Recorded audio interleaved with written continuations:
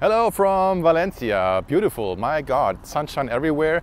I brought the Fujifilm X-T3 for you guys, and well, I also brought the Sony A7III and some flies.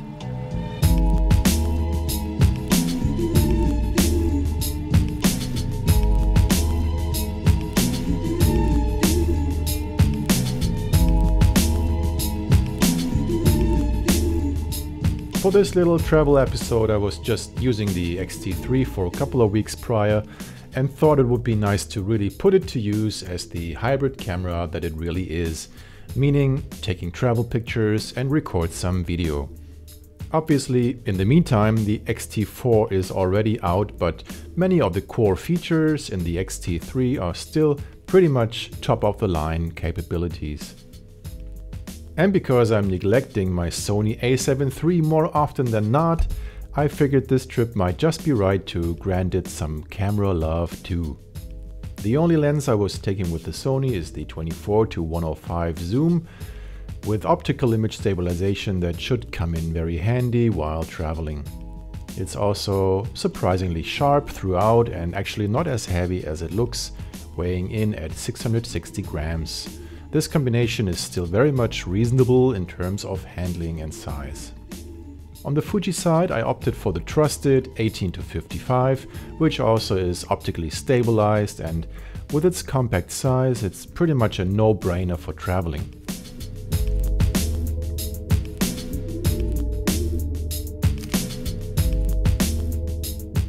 Our destination, the city of Valencia, is this friendly, sunny and very scenic Mediterranean secret with mouth-watering food markets and a paradise for meat eaters.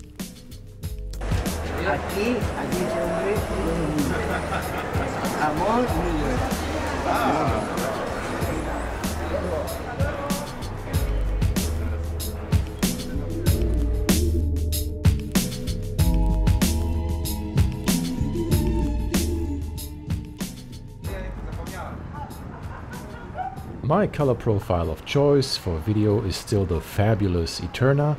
Whenever you see the X-T3 indicated in the bottom left, clips without indication like this one are recorded on our Poco phone.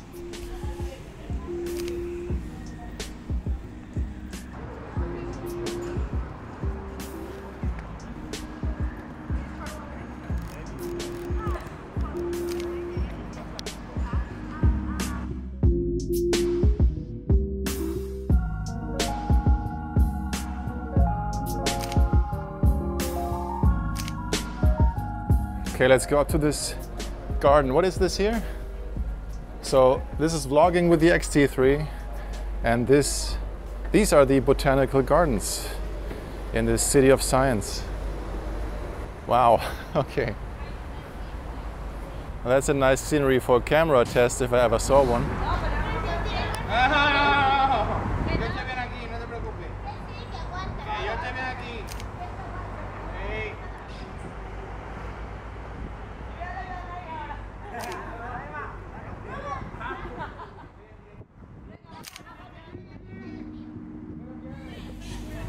Okay, so these botanical gardens seem to be close to the public somehow, but still this whole scenery is just fantastic. Let's stay here a little longer and let's do some focus testing. Good old focus testing.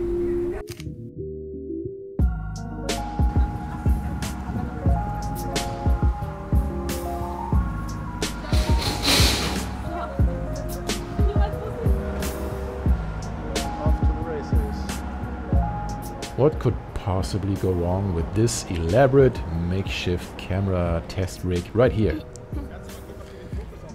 So we're pitting the two cameras against each other, and in the first round I'll let you be the judge. Which focus works better, Cam A or Cam B? Both cameras are set for face tracking, by the way. Camera B is just a little bit slow to focus. What's your guess? Camera A is actually the Fuji and camera B is the Sony, which surprised me, of course, since Sony's autofocus is perceived to be much more reliable. throughout my test it nevertheless was exactly that, very reliable with repeatable tracking, just sometimes a tad bit slower than the X-T3, which is very snappy. This could of course be a question of the choice of lenses and whatnot, so I repeated this test a couple of times and the focus in both cameras was consistently very good. So I'm not going to belittle the A7III here in any way. My takeaway would rather be that the X-T3 can indeed keep up with the Sony. Bin ich auf beiden scharf? Oder zu sehen überhaupt? Zu sehen auf jeden Fall und scharf. Hallöchen, auf welche Kamera bist du nicht scharf? Ja, ich würde sagen ja.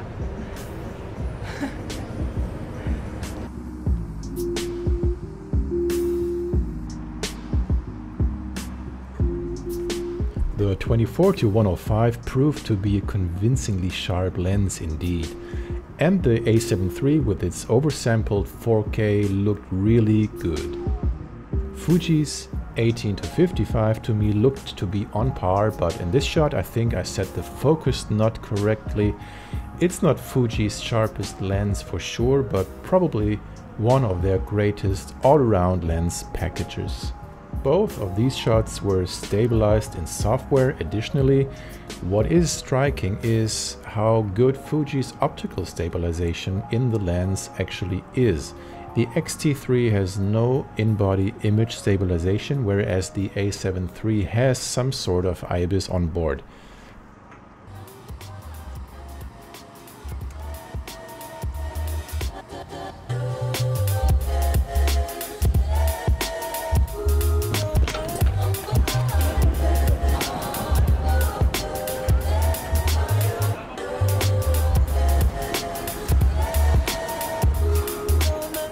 The improved autofocus on the X-T3 shines in video and in photo mode, and I've got to say it's a nice and reassuring feeling to being able to rely really on the camera. I took a couple of similar continuous photo series like this one, and the X-T3 rarely missed the focus if at all. Some motion blur involved here, could have set for a faster shutter speed for sure, but very good results overall. What I like so much about the X-T3 is that it significantly improved the autofocus speed, and it's now really reliable to use. You don't have to second guess about your focus anymore like in previous models, or even like in the Ep.1 as I showed in my previous video. This is really a full package. Has to be proven further with these fine gentlemen from Australia.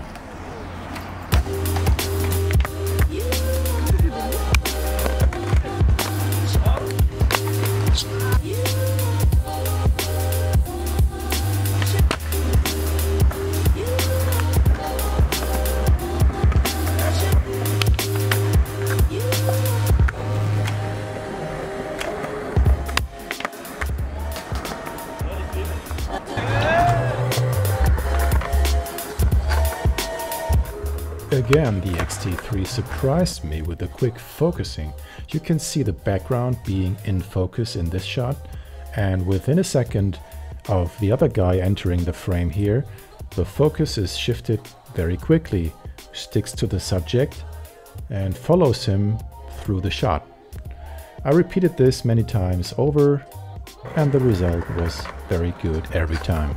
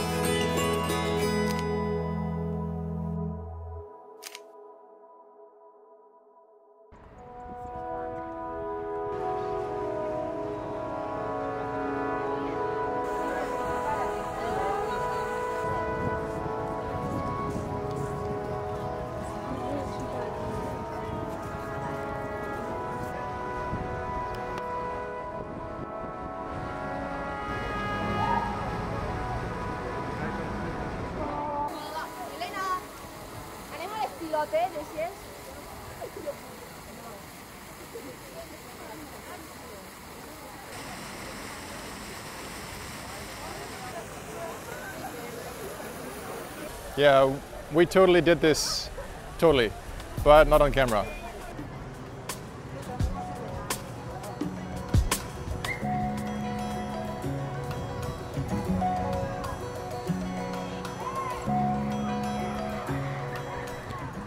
Regarding the A7 III, I liked it more than I expected for the casual shooting, but one thing that is certainly rather disappointing is the LCD screen. The resolution is just too low to gauge focus by looking at the display. It's a valuable treat here that Sony's focus is so reliable that you almost never need to double check. Other than that, the A7 III is obviously a beast of a camera, with a menu system that you best never need to touch. On the contrary, the X-T3 convinces with the trademark layout of dials and buttons that is really handy for traveling when you need to adjust settings on the fly. The LCD display offers a nice resolution that lets you check and adjust your focus easily. This came in very handy, also in bright sunlight. It's also easier to open, and as a little bonus, it adjusts in a vertical direction, which is ideal for portraits. The battery, well, you know the deal. It's still the older type that does not last all too long, but what the heck, just bring a second one and you're good. Handling and body overall, I find much superior. This is with caramelized almond, this is with salt and leaves. So cameras are like a box of chocolate. As long as you pick a Fuji, you'll be rewarded with nice colors out of the box and sweet fun using it. So see you next time. Have a nice day. Now I'm getting hungry.